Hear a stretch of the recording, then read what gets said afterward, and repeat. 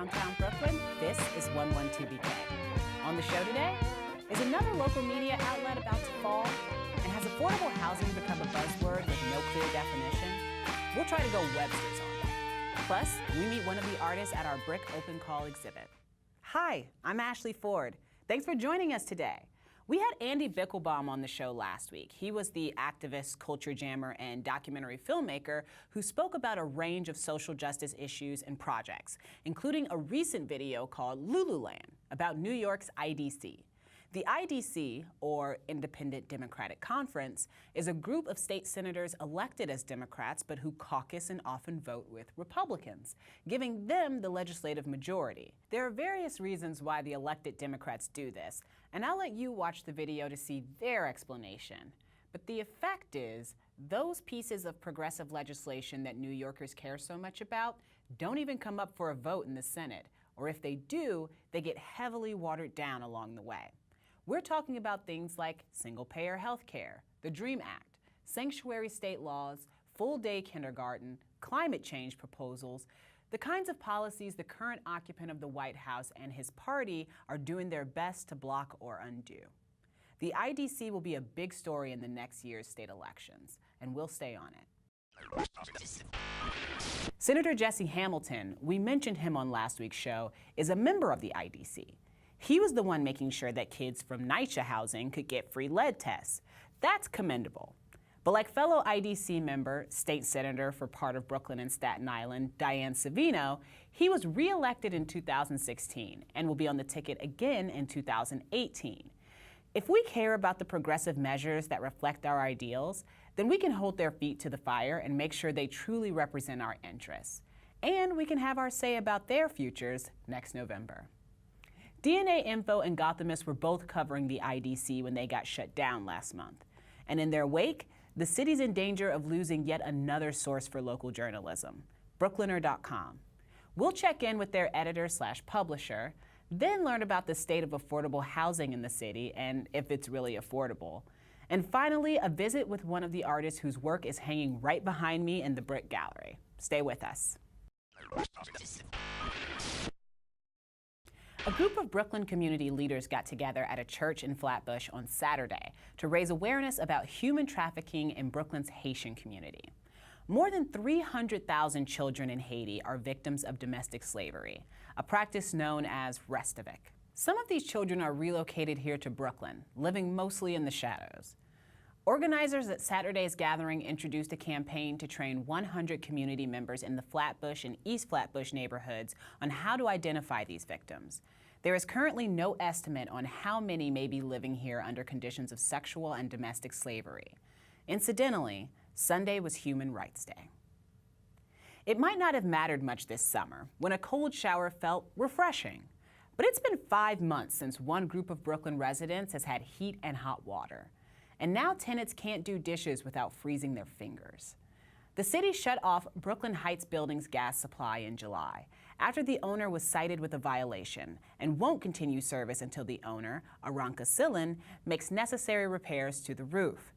Residents have filed several lawsuits against the owner, but apparently she hasn't shown up in court and says she can't repair the loose bricks on the rooftop chimney because the neighbors won't allow her access to the roof. Just checking the 10-day forecast for Brooklyn. Wednesday, a high of 22. Ouch. Newsflash, Brooklyn Bridge is congested. The roadway, yes, but the walkway too. Pedestrians cram onto the walking side and spill over into the bike lane, while irate bikers zip by, sometimes knocking into bemused selfie stars and tourists who are looking for the perfect shot, but who miss the biker icon painted on the wood planks. According to the New York Times, pedestrian and bike bridge crossings have gone up significantly in the past half-dozen years, with an average of 32,000 people walking across on the weekends. With everyone's safety at stake, what's the city going to do? They're looking at bike-only entrances on the Manhattan side, and maybe even widening the promenade, but that decision won't even be made until 2019. In the meantime, take out those earbuds and listen for those bells. Up next, the editor and publisher of Bklyner.com, the kind of media outlet we count on to get the local angle, for example, on the Brooklynites suspected of the bombing at Port Authority. but it might have to close its doors. Don't go away. When DNA Info and Gothamist were shut down by the conservative businessman and philanthropist Joe Ricketts, New York City lost 26 reporters. It came at a time when many observers were extolling the virtues and the necessity of local journalism. Then, just last week, another local news org, Bklyner.com, said it may also have to shut its doors if it can't crowdsource enough money to continue operations. Perilous times for local journalism. Here to tell us about Bklyner.com's plight is its editor and publisher, Liena Zagare. Thanks for joining us on 112BK. Glad to be here. So, with DNA Info and Gothamist, people were basically like, Joe Ricketts is saying that it's just not profitable. Other people were saying that it was union busting. But for you guys, this is money. It is a money issue. So can you tell me what's going on? Well, as you know, digital news has been struggling to find a way to fund itself for quite a few years now. So we're not unique in that plight. And so far, we've funded our operations through a mix of advertising and sponsored content, and also private charity in form of mortgage on my house. Right. So that is how local news have been funded in Brooklyn for the last 10 years under Bklyner. What has happened in this period of time is that local advertising, like the small pizza shops and the bars that used to advertise on our site in the last couple of years have gone over to Facebook. And, you know, it makes perfect sense. It's just that that's a few dollars less that are funding local journalism. And when we did our budget, we looked at it, and what we saw is that there's just not enough money that's coming in predictably so that we could continue paying the wages. So, so that's tough. That's tough. Really, really tough, which is hard to reconcile with the fact that so many people talk about the importance of local journalism. People love sites like the Bklyner. They love DNA Gothamist. They love, or DNA Info and Gothamist. Like, they love having those news sources available to them. So why is it so hard to make them sustainable? We have lots of readers, and there's absolutely no question there's interest in local news and community news and, God forbid, neighborhood news. We all want to know what's going on in our neighborhood. We do. It's expensive to produce. It takes reporters time to go to the meetings, to cover them, to check the sources, to check the facts, to make sure that it's accurate and true. As the traditional sources of revenue have disappeared, I think more and more people are realizing that without reader support, there is just no future. Right. You can't do it. Nope. So what were your thoughts when you heard about DNA Info and Gothamist being shut down? Just initial thoughts. The first reaction was like, God, he took the site down? Yeah. I mean, that was just, you don't do that. That's history. Oh, yeah. But the other thought was like, I'm surprised he lasted as long as he did. Wow. Because I did not see how DNA Info was making money, and there is only so much money one can lose.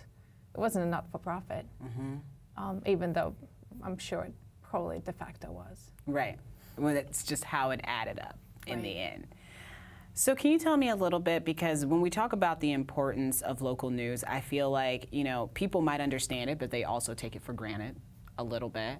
So when something happens like what happened today at the Port Authority with that explosion, and also with the perpetrator apparently being from Brooklyn, is there a missed opportunity there when we don't have local news options to cover that in depth the way maybe other places might not? Maybe they don't have the same sources. Maybe they don't have the same history with the people there. Well, there's two elements to that, I think. One is the immediacy. Like, you know, we heard, you know, the person lived essentially on the border of Parkville and Kensington, and it's just, we heard the helicopters. That was the first one. Neighbors like, hey, we've got all the choppers above. Like, what's Yep. going on? What's going on And it's here? like, oh, the street's blocked. So that's the block. And like, there's that kind of real-time reporting that, you can't necessarily get response from the cops yet, but you know that something's going on in the neighborhood. And then, they confirmed that, yes, indeed, he was from Brooklyn, and we knew exactly where. But beyond that, and, everyone's got the day one story. It's more like, Right.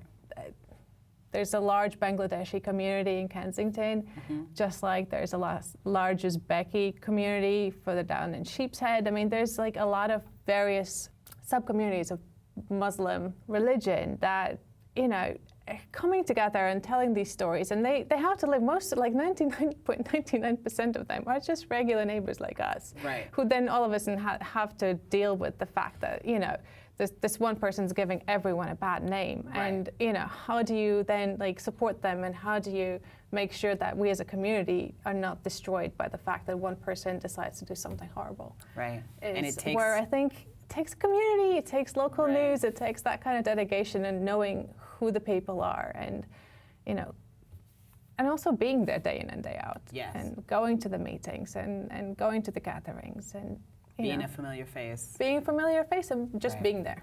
Absolutely. So, because we don't want to lose that, okay, in general, we don't want to lose more local news sources. What's the model that you guys want to use moving forward? We have decided that in order to be sustainable and be predictable and be able to pay reporters salaries and let them have a living, we need to have reader-supported business model first Right. and foremost. And then everything that we can get in through advertising is extra and wonderful, and can fund the business side expenses. But as far as it comes to the neighborhood reporters, that if we can get them funded by readers, we're light years ahead of Yeah. sustainability. And all it takes is for a lot of people to give a little. Right. And not even that many. I think if we can just get 1% of our readers to give Right. us, $5, that would make a huge difference in the reporting. So, how do they do that? How do readers then, if a reader is watching this right now and they go, I love the Bklyner, I want to support the Bklyner, how do I go do that? Just go to the website, Bklyner.com, and click on any of the 16 ads that will Any pop of in the your 16 face. ads.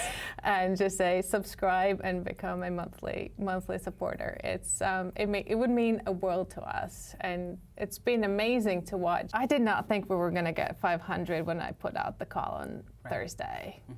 I think we crossed 500 people on Saturday. Wow. And so it's been overwhelming, truly, just to get the responses of like, you did that story 8 years ago, and like it made all the difference. And I'm like, Wow. 8 years ago, like that was a while.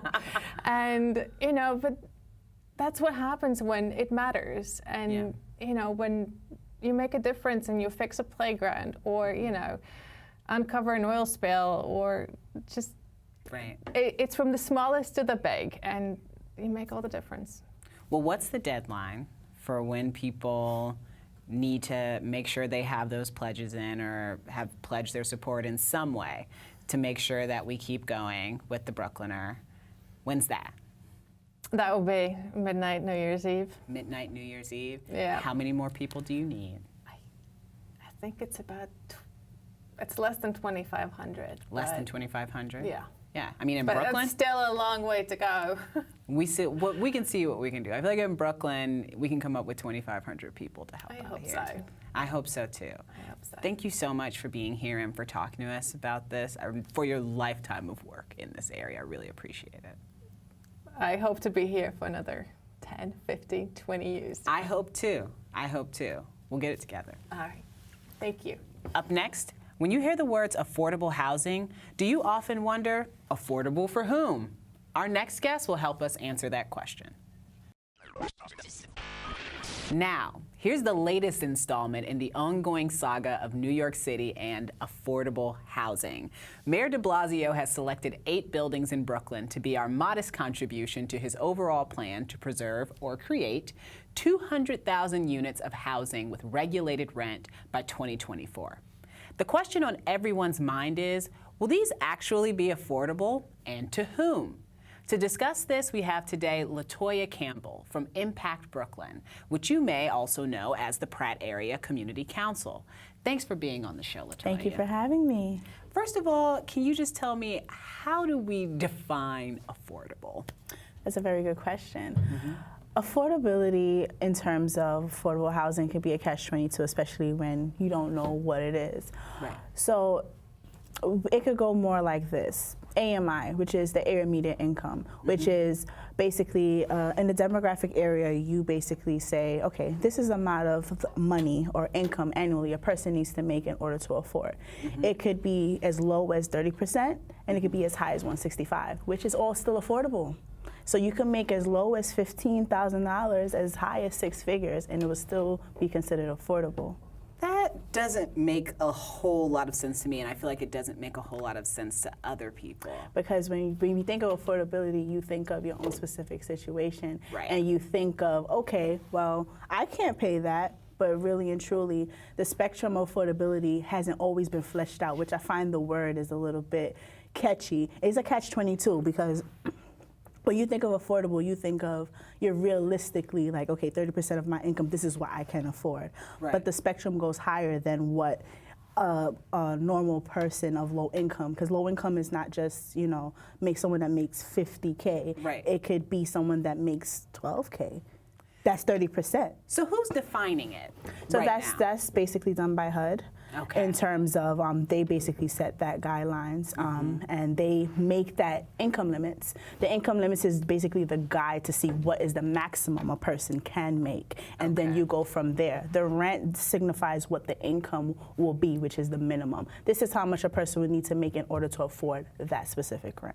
If I was making, let's say, I was making $150,000 a year, could I still get affordable housing? You can. The AMI would just be over 100 AMI. So you would have to make, so for instance, if it's a 30 AMI, it's 15,000. If you're like at 60 for one bedroom, that's like 40,000 and 80.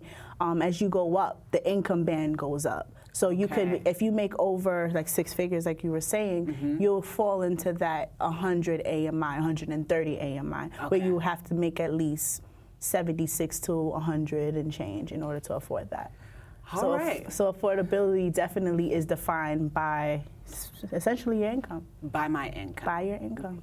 Is it working to define it that way? The thing about it is it's working in a sense, but and also it's an individual knowing, okay, what is considered income? Is it just what I earn, and is knowing the difference between your gross and your net, and knowing that it's not what you actually take home, it's that gross, it's what you've earned. And if you did any overtime, that's also taken into account. If you have any other source of income coming in, all of that defines what your annual income will be, and all of that is taken into account. Okay. So especially if you do overtime and you did it that one time and you're a penny over, you no longer will qualify.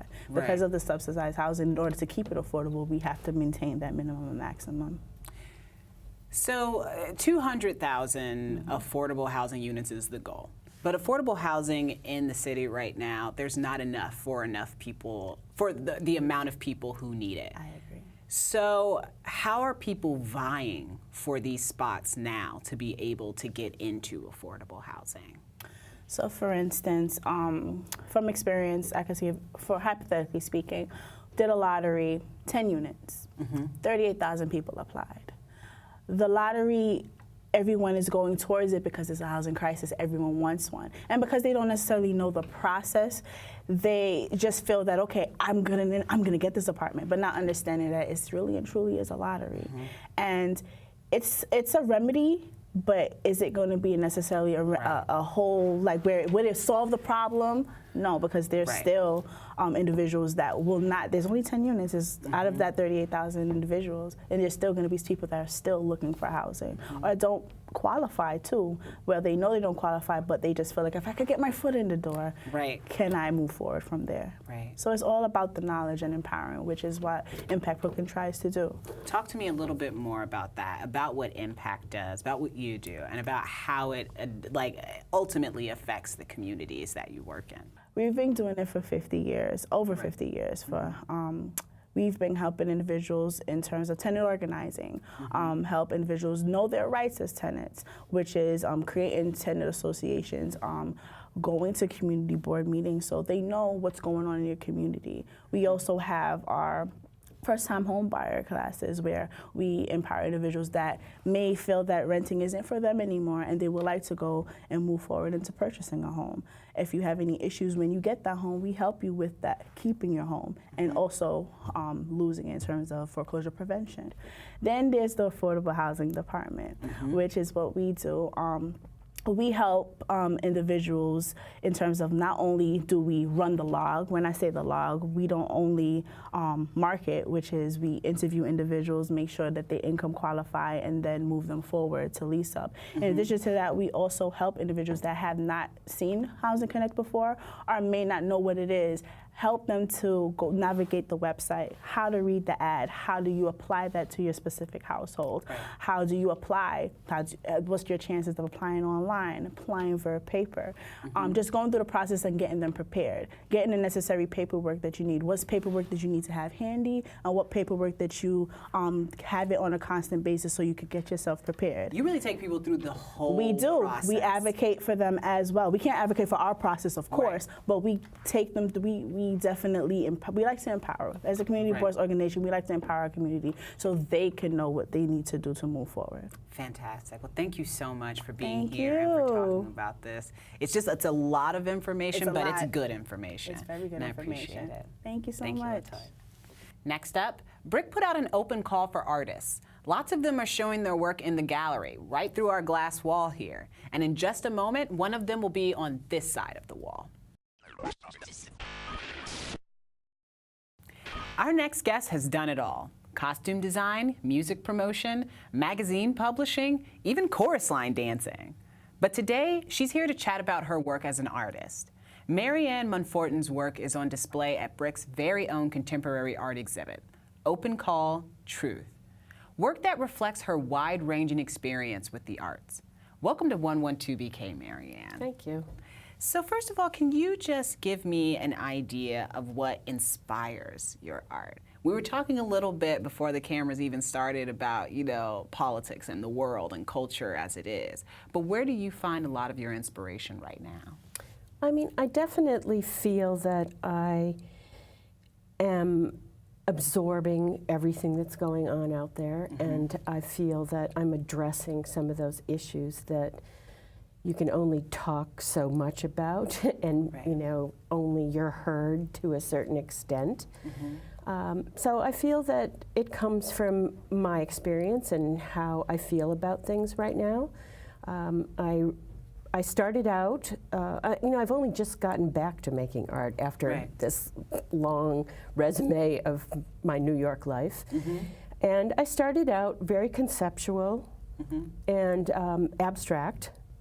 And I have since taken a bit of a change, though it's conceptual work for sure, but I have made more objects that reflect feeling, you know, and emotions about things.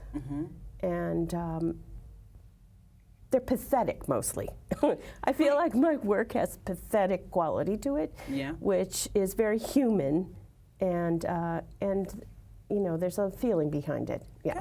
Tell me about your piece in this show, The Empty Suit. It's called Empty Suit, and of course, it comes from my costume design times. You know, I had this big, I guess it was a 6-foot chicken wire roll, and I started rolling it out, and I guess it recalled times when I'm rolling big bolts of fabric and trying to, you know, fashion this and that. And I started in making this man's suit. And part of me, because I had done a lot of work that I have this sort of mixture that makes it look like concrete, even though it's often just chicken wire and plaster gauze tape, and then I paint it. So I thought maybe I was going to make a cement overcoat. And I fashioned this suit, and it was, at the same time being almost completely invisible, it had a tremendous presence to it.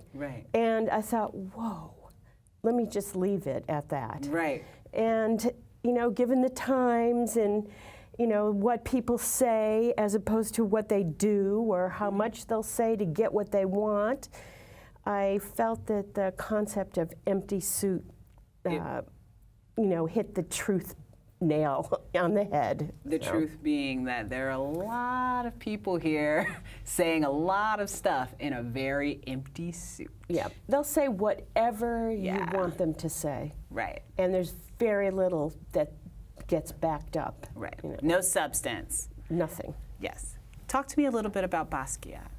Oh, Jean. I knew Jean probably when he was a teenager. I'm going to say 17, 18, 19, the very early years. He was just an interesting, funny, smart, extremely sensitive young man who was out in the art scene and knew what he was edging toward. We spent a lot of time together, just tooling around and selling his postcards, and he painted lab coats under the copyright man-made. And we spent a lot of time talking on the phone about making art and life. And I remember he told me once he was thinking of making paintings like game boards with net corner pockets. Right. I thought, wow. He just was an interesting, It sounds very extremely acute, interesting. you know, and he was so charismatic. I mean, with all of that, you really couldn't spend enough time around him. Right. He was very, very interesting person. And he was just a kid, so, you know, I knew the sky was the limit there. Right. Yeah. Absolutely. You know, I've heard that from other people who knew him at that time. Can you tell me, how long is your piece going to be here? I think the show ends on the 20th, maybe, of December. So another 10 days. Excellent. Yeah. Excellent. Well, hopefully more people come see it and check it out, and the rest of the exhibit, to be Oh, it's a perfectly fantastic honest. exhibit. Yes. You know, I spent quite a bit of time looking at it, and every piece resonates with the theme. I think it's very good. Fantastic. Yeah. Well, thank you so much for Thank being you. here, Mary-Ann. I really appreciate it. Thank you. Thanks for tuning in to 112 BK. On tomorrow's show, as we head towards Wednesday's Be Heard Town Hall meeting, Mental Health as a Civil Right, we'll talk to two individuals about mental health and stigma and mental health in the LGBTQ community. And some ridiculous nonsense from singer-songwriter Amelia Robinson. Hey, I'm not being judgy. That's the name of her latest album. A quick note of correction. Mary-Ann said that the show runs through December 20th. It actually runs through December 17th, so you'll want to get here earlier.